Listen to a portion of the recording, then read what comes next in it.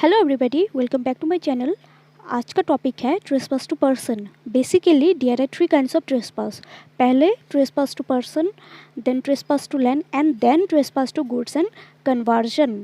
Trespass का जो topic है वो खुद में ही एक बड़ा टॉपिक है, तो सिर्फ इसलिए आज मैंने ट्रेसपास टू पर्सन ही सिलेक्ट किया है। तो चलिए ट्रेसपास का लेमैन की लैंग्वेज से समझते हैं इसका मीनिंग क्या है।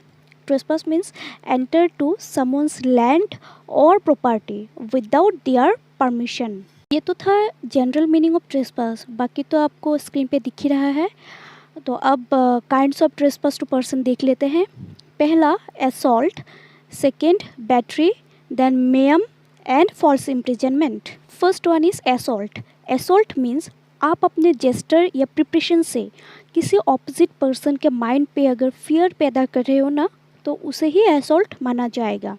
फॉर एग्ज़ाम्पल, ए ने बी को पिस्तौल दिखा के बोला I will kill you, but A ने पिस्तौल को बी के बॉडी से टच नहीं किया, फिर भी बी के माइंड में फियर हो रहा है, तो ये एक एग्जाम्पल ऑफ असॉल्ट है। ये कुछ एसेंशियल्स है असॉल्ट के। फर्स्ट, प्रिपरेशन और gesture, apprehension of bodily hurt unlawfully and intention. Next one is battery. Assault becomes battery when there is a list of touching to body either directly or indirectly।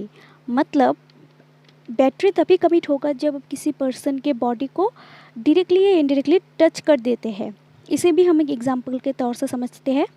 For example, A and B के बीच बातों बातों में बहस start हुआ and ए ने B का collar पकड़कर उसे शेक किया।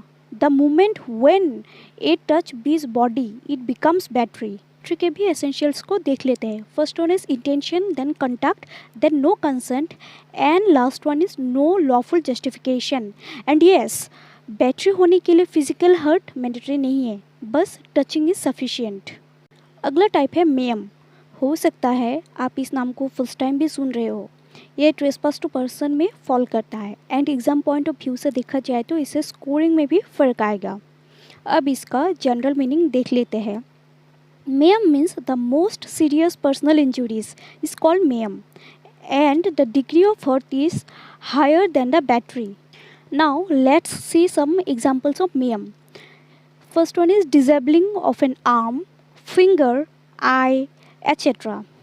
Cutting of ears or nose would amount of disfigurement। मतलब जब आप किसी पर्सन के हाथ तोड़ दिए या फिर उंगली काट दिया, अगर ऐसा कुछ हुआ तो वो बैटरी में नहीं आएगा, वो मेयम में आएगा। लास्ट काइंड है false imprisonment. False imprisonment criminal law as well as tort law दोनों में ही फॉल करता है। चलिए इसके कुछ एसेंशियल्स पहले देख लेते हैं। First one is there should be total restrain on the liberty of a person. Second one is it should be without any lawful justification. In general term, false imprisonment means total confinement or total restraint which is completely wrongful or unlawful। इसे भी हम एक example के तौर से समझते हैं। For example, A B को अपनी फार्म हाउस लेके गया एंड वहाँ बंद कर दिया 1 वीक तक एंड उसे पीटा, टॉर्चर भी किया, और ए के पास ऐसा कोई रास्ता नहीं था कि वो वहाँ से निकल जाए, तो ये होगा false imprisonment. And the degree of beating से पता चलेगा ये बैटरी में फॉल करेगा या मेयम में। तो ये तो थे ब्रीफ में trespass to person. I hope आपको ये वीडियो अच्छी लगी। अगर अच्छी लगे तो प्लीज़ वीडियो को लाइक करें, शेयर करें and please subscribe my channel. Thank you for watching.